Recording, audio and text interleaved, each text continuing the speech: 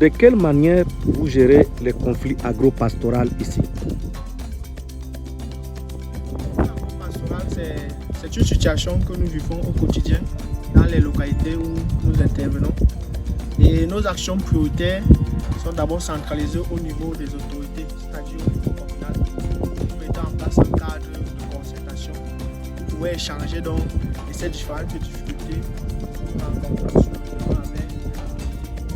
Dans notre côté, au niveau des villages, nous intervenons dans la délimitation de ces espaces-là, en appui avec les sectoriels, notamment le Minagay, avec la délimitation des pistes habitables, mais aussi des espaces fourragers que nous mettons en place.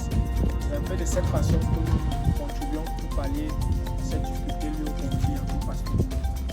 Et quelles sont les actions importantes qu'Action contre la faim a déjà menées? Action contre la faim, dans sa vision, lutte contre l'insécurité nutritionnelle. Particulièrement dans nos actions, nous mettons en place des champs écoles paysans. Comme vous pouvez le constater, ici nous sommes dans un champ école paysan où nous développons des pratiques agroécologiques.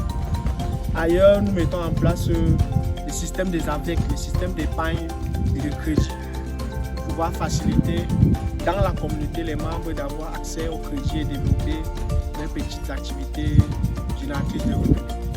De notre côté, nous mettons en place un système de banque céréalière pour pallier aux difficultés liées au coût d'achat des céréales, notamment en période de soudure, puisqu'il arrive généralement qu'il y a des périodes où les bénéficiaires sont confrontés au prix très élevé des denrées.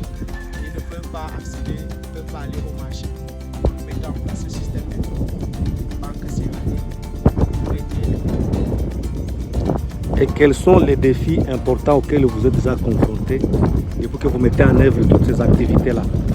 Alors, comme défi majeur, nous avons par exemple dans cette localité, il n'y a pas d'eau. Nous sommes dans une zone montagneuse, ce qui fait qu'il n'y a pratiquement pas d'eau qui permet aux bénéficiaires de développer des activités maraîchères. Et dans notre accompagnement, nous avons mis en place un bief qui est un peu plus bas. Et ce bief nous a permis donc de ralentir la vitesse des eaux en saison de pluie. Et ces eaux sont actuellement utilisées pour pouvoir donc développer ces cultures maraîchères que vous voyez tout autour. Ok. Et comment votre travail a-t-il été changé par la pandémie de Covid-19? La pandémie de Covid-2019 a vraiment impacté sur nos activités. Nous nous sommes retrouvés en train de ne plus mener certaines activités, particulièrement l'alphabétisation fonctionnelle, puisque c'était une activité qui demandait la mobilisation de beaucoup de bénéficiaires. Et avec les instructions gouvernementales, il fallait respecter des mesures barrières et on ne pouvait donc plus mobiliser ces bénéficiaires-là. Et également dans les villages, ce n'était pas évident avec nos mamans de dire maman ne salue plus ton frère, il faut porter le cache-nez, il faut respecter la distanciation sociale, il faut pousser sur le bout. Ce n'était pas évident pour nos bénéficiaires de respecter toutes ces mesures barrières. Du coup, cela a impacté sur nos activités. Même sur l'organisation, ce n'est plus évident de mobiliser plus de 25 bénéficiaires pour échanger les sensibilisations. Est-ce que vous pouvez nous raconter une petite histoire de terrain qui vous a marqué durant votre expérience professionnelle avec Action contre la faim et dans cette localité ou dans les autres coins où vous travaillez? Ma petite histoire, je la raconte dans ce village par exemple. Vous voyez ce village, il y a de cela 2 ans en arrière. Les populations maraîchères. Et même quand nous sommes venus avec cette approche, beaucoup n'ont pas accepté.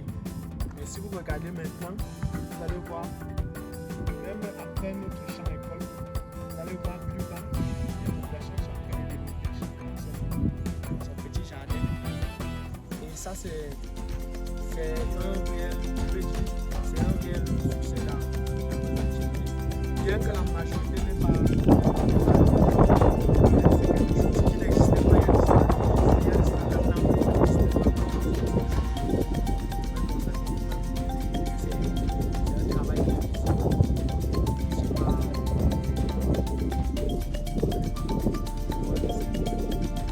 Je suis pas sûr que l'année passée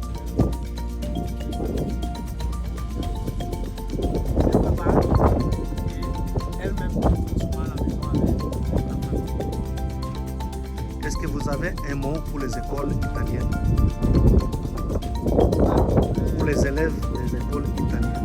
Mon mot à l'endroit des élèves des écoles italiennes, c'est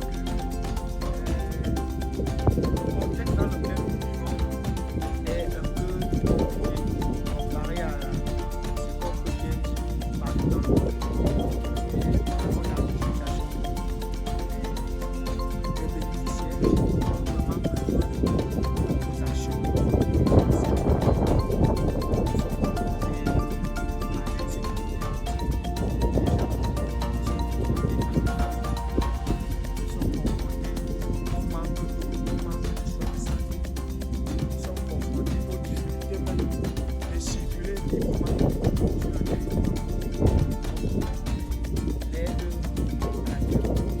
L'aide à laquelle nous bénéficions nous permet également d'aider